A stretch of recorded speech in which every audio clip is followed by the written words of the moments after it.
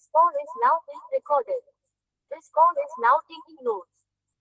الحمد لله رب العالمين والعاقبة للمتقين وأصلي وأسلم على المبعوث رحمة للعالمين اللهم لا علم إلا ما علمتنا وزدنا علما يا كريم. مصنف رحمۃ اللہ علیہ کہتے ہیں حید اور نفاس کی حالت میں جائز امور یہ یہاں سے پڑھتے ہیں تاکہ معاملہ مکمل ہو جائے. عورت کے ساتھ کھانا اور پینا، اٹھنا اور بیٹھنا وغیرہ یہ ساری چیزیں جائز ہے حید اور نفاس کی حالت میں. کھانا پینا، اٹھنا بیٹھنا. ہم نے یہ بتلایا کہ زمانہ جاہلیت میں لوگ کیا کرتے تھے، ایسی حالت میں خواتین کو اپنے گھروں سے باہر نکال دیتے. آج بھی یہ چیزیں عام ہے کہ ان حالت میں خواتین کچن میں نہیں جا سکتی ہے اور دوسرے کام نہیں کر سکتی ہے، اس کو علیحدہ اور کنارے کر دیا جاتا تھا. شریعت کے اندر اس طرح کی کوئی چیز نہیں ہے، بلکہ وہ سارے کام معمول کے مطابق وہ کر سکتی ہے. جن کاموں کو نہیں کرنا ہے ان کے تعلق سے وضاحت اللہ تعالیٰ نے اور اس کے رسول نے بیان فرما دیا. اللہ کا ذکر کرنا، سبحان اللہ، الحمدللہ، لا الہ الا اللہ، یہ تسبیحات وغیرہ یہ پڑھ سکتی ہے نا. اور ضرورت کے مطابق قرآن مجید پڑھنا، جب ضرورت ہو تو قرآن مجید پڑھنا.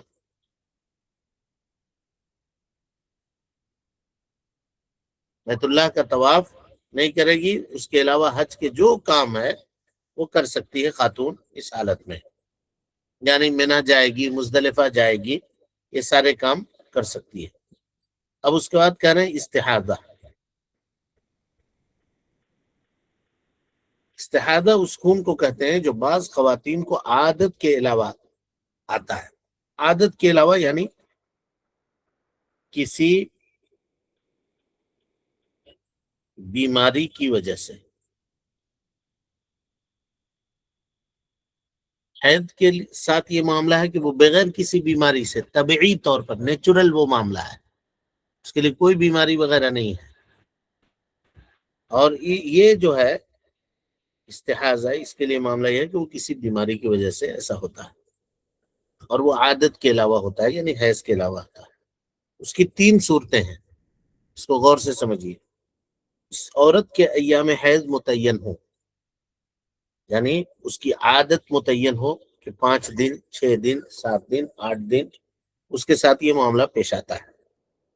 پھر کبھی ان میں فرق ہو جائے، یعنی 4 سال سے 5 سال سے اس کا معاملہ یہی تھا کہ اس کے ساتھ 6 دن یہ معاملہ پیش آتا تھا، لیکن اس مرتبہ ایسا ہوا کہ 8 دن پیش آیا یا 9 دن یہ چیز پیش آئی. ٹھیک ہے، تو کہتے ہیں کہ پھر کبھی ان میں فرق آ جائے تو جو ایام زائد ہیں وہ استحاضہ کے ایام شمار ہوں گے. یعنی یہ جو 8 دن ہو گیا یا 9 دن ہو گیا، تو 6 دن میں 2 دن زیادہ یا 3 دن زیادہ ہوا، تو یہ 2 دن یا 3 دن یہ استحاضہ کے ایام شمار ہوں گے. استحاضہ کے ایام شمار ہوں گے. اسی طرح جس عورت کے ایام حید متعین نہ ہو، متعین نہیں ہے، کتنا دن ہوتا ہے یہ متعین نہیں ہے، تو خون کے رنگ کو دیکھ کر کے فرق کرے گی، اس سے فرق کرے گی. اگر وہ کالا ہو تو حیض ہوگا، اور اگر دوسرا رنگ ہو تو وہ استحاضہ کا ہوگا. یعنی ظاہر ہے اس خون کا رنگ جو ہے وہ عام خون سے مختلف ہوتا ہے. اور بعض اہل علم کہتے ہیں کہ جیسے زخم وغیرہ سے نکلنے والا خون ہوتا ہے جو تازہ ہوتا ہے، تو کہا کہ اگر ویسا ہے تو وہ استحاضہ کا ہوگا. اور اگر مٹیالے کلر کا ہے یا پھر گاڑھا ہے یا خون کی اصلی طبیعت سے ہٹا ہوا ہے، تو ایسی صورت میں وہ خون جو ہے وہ حیض کا شمار ہوگا. جس عورت کے ایام حیض متعین نہ ہو اور نہ ہی وہ خون کے رنگ سے فرق کر سکتی ہے، تو اپنی پرانی عادت یا اپنی جیسی عورتوں کے مطابق حیض اور استحاضہ کا تعین کرے گی. ایک خاتون ایسی ہے جس کو اپنے عادت کا بھی علم نہیں ہے، یا ہے بھی تو وہ ریگولر اس کا معاملہ ہے، کبھی اس کبھی ایسا ہوتا ہے، کبھی ایسا ہوتا ہے، کبھی ایسا ہوتا ہے، تو فرق نہیں کر پا رہی ہے وہ، تو اور رنگ وغیرہ سے بھی تفریق اس کو نہیں ہو رہا ہے، سب برابر سمجھ میں آ رہا ہے، تو ایسی صورت میں وہ دیکھے گی کہ اس کی جو سہیلیاں، اس کے جو خاندان کی عورتیں ہیں، ہم جولی جو خواتین ہیں، اس کی عادت کیا ہے وہ دیکھے گی، اور اس حساب سے پھر وہ اپنے ایام متعین کر لے گی۔ دیکھیے گی کہ عام طور پر اس کے خاندان کی جو خواتین ہیں وہ 6 دن ان کے ساتھ یہ معاملہ ہوتا ہے، یا 5 دن ان کے ساتھ یہ معاملہ ہوتا ہے، یا 7 دن ان کے ساتھ یہ معاملہ ہوتا ہے، تو یہ معلومات کلیکٹ کر کے اپنے آپ کو کسی ایک مقام کے اوپر وہ رکھے گی، جو زیادہ ہوگا اسی کو شمار کر کے بقیہ ایام جو اس کے جو ہوں گے وہ استحاضہ کے ہوں گے۔ جس عورت کے ایام حیض متعین نہ ہو اور نہ ہی وہ خون اور رنگ میں فرق کر سکتی ہو، تو اپنی پرانی عادت یا اپنی جیسی عورتوں کے مطابق حیض اور استحاضہ کا تعین کر لے گی۔ اب استحاضہ کے احکام دیکھیے، احکام کیا ہے کہ اس حالت میں معمول کے مطابق تمام عبادتیں انجام دے گی، تمام عبادت، روزہ بھی رکھے گی، نماز بھی پڑھے گی، اور دوسرے جو عبادت ہیں وہ سب کے سب انجام دے گی۔ نماز کے لیے نیا وضو کرنا ضروری ہے، ہر نماز کے لیے نیا وضو کرے گی۔ مثلا ظہر کا وقت ہوا، اب ظہر کے وقت جا کر کے وہ اپنی صفائی وغیرہ کرے اور اس کے بعد وضو کرے، ظہر کی نماز پڑھ لے، ٹھیک ہے؟ نماز پڑھ رہی ہے اور درمیان میں یہ عمل جاری ہے، یعنی خون وغیرہ جاری ہے، کوئی فرق نہیں پڑتا ہے، کوئی فرق نہیں پڑتا ہے۔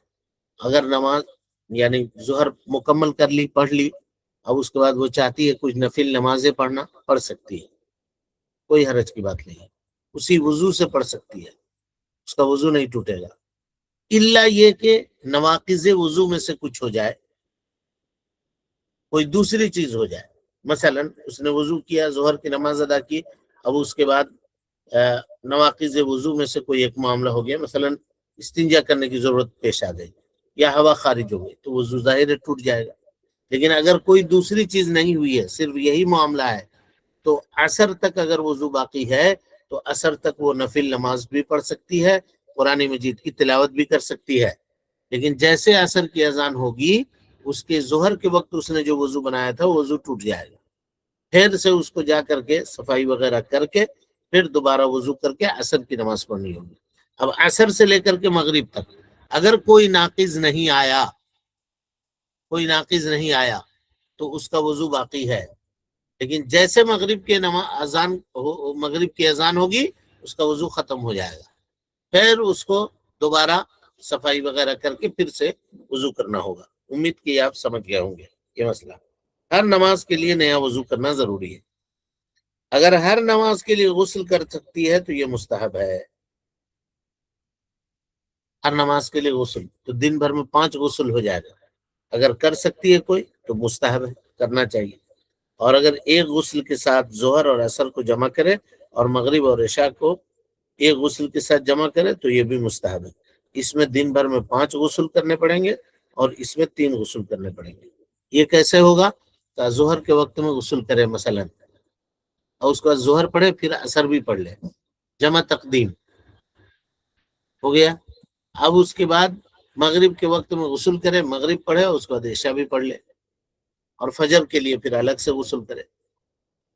یا یہ کر سکتی ہے کہ ظہر کی نماز کو تاخیر کرے، تاخیر کیا یہاں تک کہ عصر کی نماز کا وقت قریب ہو گیا تو غسل کرے، ظہر پڑھے پھر عصر پڑھے، اس کو جمع تاخیر کہتے ہیں۔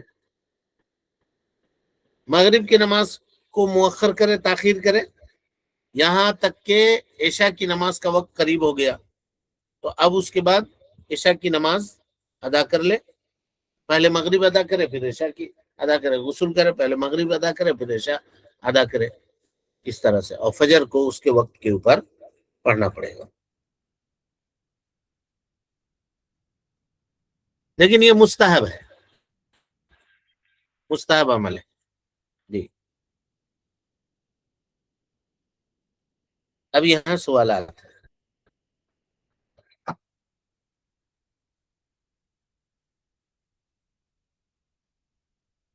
سوالات کو انشاءاللہ کل کے درس میں ہم لوگ حل کریں گے۔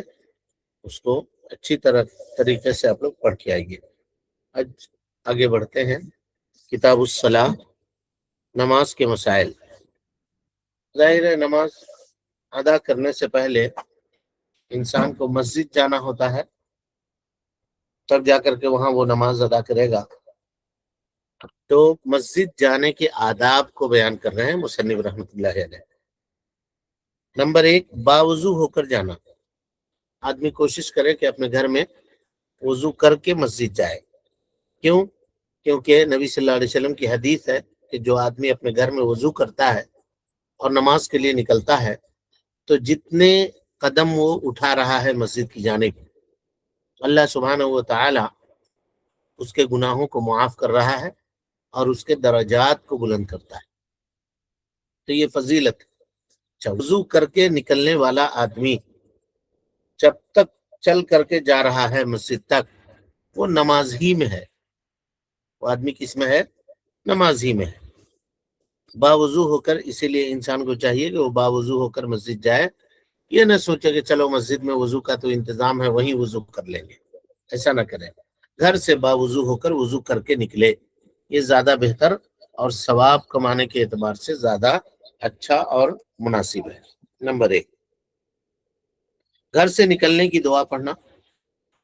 گھر سے نکلتے وقت دعا پڑھے، بسم اللہ توکلت علی اللہ ولا حول ولا قوت الا باللہ. گھر سے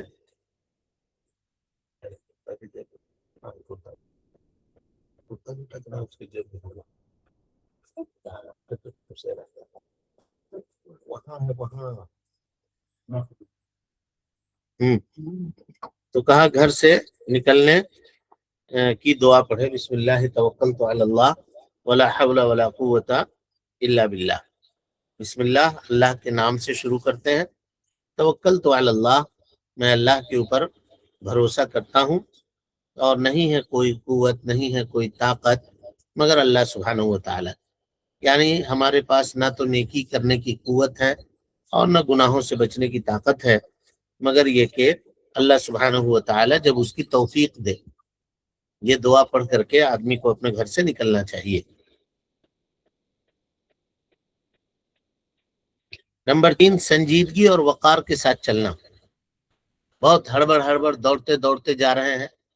کچھ لوگوں کی عادت ہوتی ہے کہ بیٹھے رہتے ہیں اور جب دیکھا کہ اب جماعت ختم ہو رہی ہے تو دوڑ کے مسجد کی طرف جا رہے ہیں. اس طرح جانے سے اللہ کے نبی صلی اللہ علیہ وسلم نے منع فرمایا ہے. ایک صحابی آئے، مسجد میں نماز ہو رہی تھی تو نماز پانے کے لیے تیزی کے ساتھ دوڑتے ہوئے آئے. تو ظاہر ہے جو آدمی دوڑے گا وہ ہانپے گا، سانس پھول جائے گی اس کی. تو سانس ان کی پھول رہی تھی، تیز سانس لے رہے تھے. تو آپ نے فرمایا کہ دیکھو، علیکم بالوقار والسکینہ، سکون اور وقار کے ساتھ مسجد آؤ. ما ادرکتم فصلوا، جو نماز تمہیں ملے اس کو پڑھو. وما فاتکم فاتموا، اور جو چھوٹ جائے اس کو مکمل کر لو. کوشش کرو کہ پہلے آؤ، لیکن چلو اگر کسی مجبوری کی وجہ سے تاخیر ہو گئی اور وقت پر نہ پہنچ سکے مسجد میں تو اب اس کے لیے دوڑ کر آنے کی ضرورت نہیں ہے، بھاگنے کی ضرورت نہیں ہے، بلکہ سکون کے ساتھ، وقار کے ساتھ چلتے ہوئے آؤ اور نماز کو ادا کرو.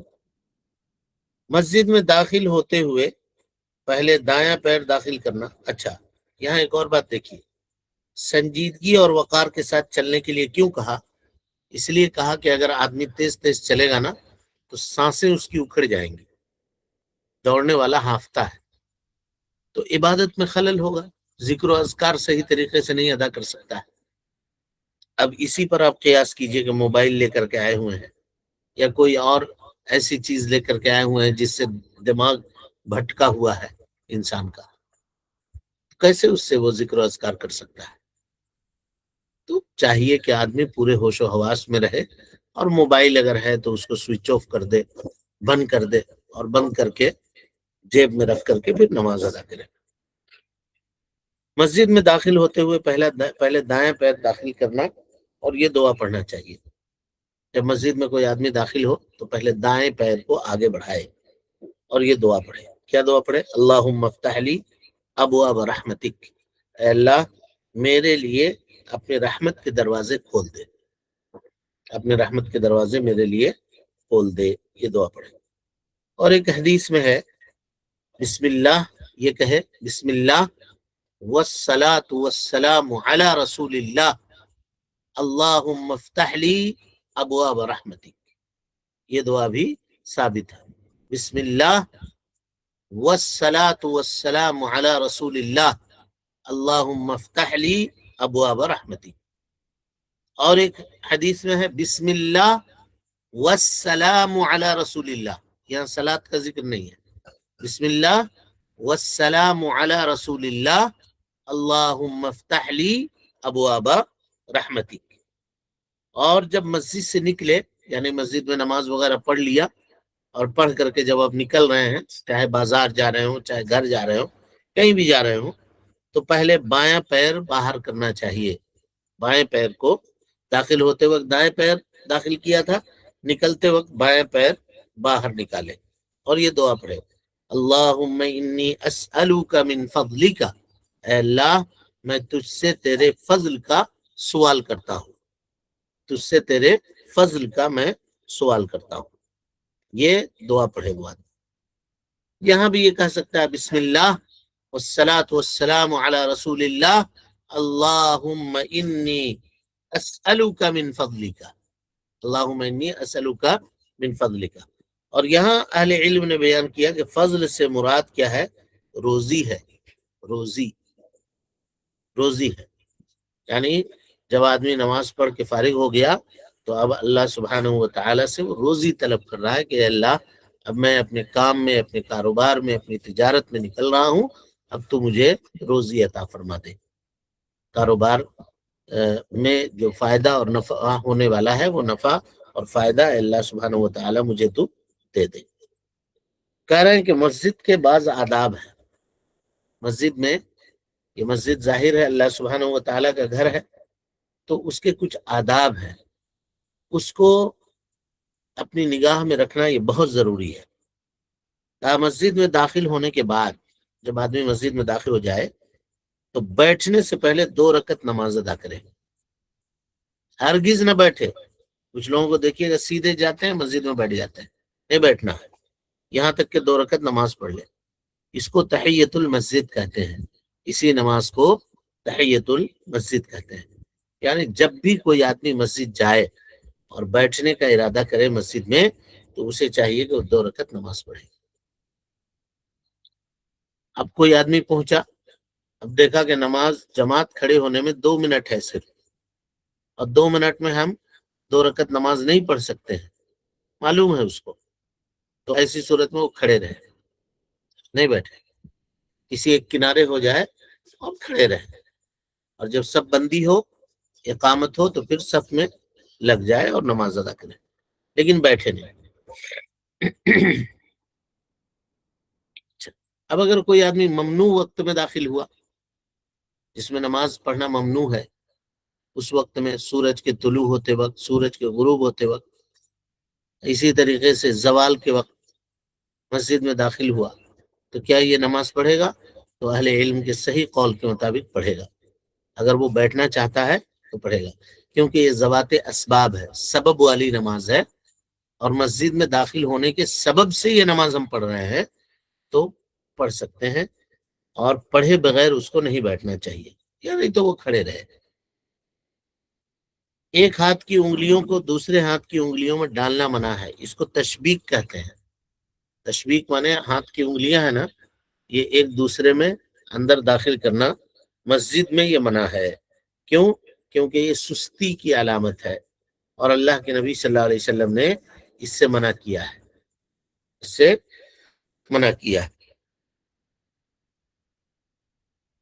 اسی طرح مسجد میں بیٹھے ہوئے ہیں تو انگلیوں کو چٹخانا، انگلیاں بجانا، انگلیاں پھوڑنا جس کو کہتے ہیں، یہ منع ہے۔ مسجد میں جانے سے پہلے کچا لہسن اور کچی پیاز نہیں کھانا چاہیے۔ جو آدمی مسجد میں جا رہا ہے اسے چاہیے کہ وہ کچا لہسن اور کچا پیاز نہ کھائے، کچی پیاز نہ کھائے۔ ٹھیک ہے، اگر ضرورت پڑی تو اس کو ختم کرنے کی برش وغیرہ کر کے اس کے بدبو کو مٹانے کی کوشش کرے، اس کے بعد مسجد وہ جائے، اس لیے کہ اس کے بدبو سے نمازیوں کو اور فرشتوں کو تکلیف ہوتی ہے۔ اور جب کچا لہسن اور کچا پیاز جو حلال ہے نہیں کھا کر جا سکتے ہیں، تو وہ لوگ جو سگریٹ پیتے ہیں یا اسی طریقے سے وہ لوگ جو زردہ وغیرہ کا استعمال کرتے ہیں تو ان کے منہ سے بدبو آتی ہے، تو ظاہر ہے ایسی صورت میں جو حرام چیز ہے اس سے بدرجہ اولا آدمی کو پرہیز کرنا چاہیے اور بچنا چاہیے۔ اگر مساجد میں عورتوں کے لیے پردے کا انتظام ہو تو عورتیں بھی نماز کے لیے مسجد جا سکتی ہیں۔ پردے کا انتظام ہے 5 وقت کی نمازوں کے لیے، اگر خواتین چاہتی ہیں کہ وہ مسجد جائیں تو جا سکتی ہیں، ان کے اوپر جماعت واجب نہیں ہے، لیکن اگر انتظام ہے مسجد میں اور کوئی خاتون یہ چاہتی ہے کہ ہم مسجد میں جا کر کے جماعت کے ساتھ نماز ادا کریں تو کر سکتی ہے۔ مسجد حرام میں، مسجد نبوی میں اور سعودی عرب کے دیگر مساجد کے اندر خواتین کے لیے الگ سے مسجد میں جگہ ہوتی ہے، جو پورے طور سے باپردہ بناتے ہیں، وہ لوگ اس کو گھیر کے بناتے ہیں اور اس میں خواتین آتی ہیں۔ مسجد نبوی میں دیکھیے، مسجد حرام میں دیکھیے، اور اسی طریقے سے یعنی مکہ المکرمہ میں، اور اسی طرح سے سعودی عرب کے دیگر مساجد میں بھی عام وقتوں میں بھی، ظہر میں، عصر میں، مغرب میں، عام وقتوں میں بھی خواتین نماز کے لیے آیا کرتی ہیں۔ عورت اگر مسجد جانا چاہے تو بند سور کر یا خوشبو لگا کر نہ جائے، ایسا کرنا حرام ہے۔ بند کر کے، سنور کر کے، خوشبو لگا کر کے، میک اپ کر کے مسجد جانا حرام ہے۔ حضرت ابو ہریرہ رضی اللہ تعالیٰ عنہ نے ایک خاتون کو دیکھا کہ مسجد جا رہی ہے اور اس کے جسم سے خوشبو آ رہی ہے، گزری بغل سے تو خوشبو کا احساس ہوا۔ حضرت ابو ہریرہ نے کہا یا امت اللہ، اے اللہ کی بندی، ادھر آؤ۔ کہاں جا رہی ہو؟ کہا مسجد۔ جاؤ اپنے گھر اور غسل کرو اور اس کے بعد پھر مسجد آؤ۔ کہا کیوں؟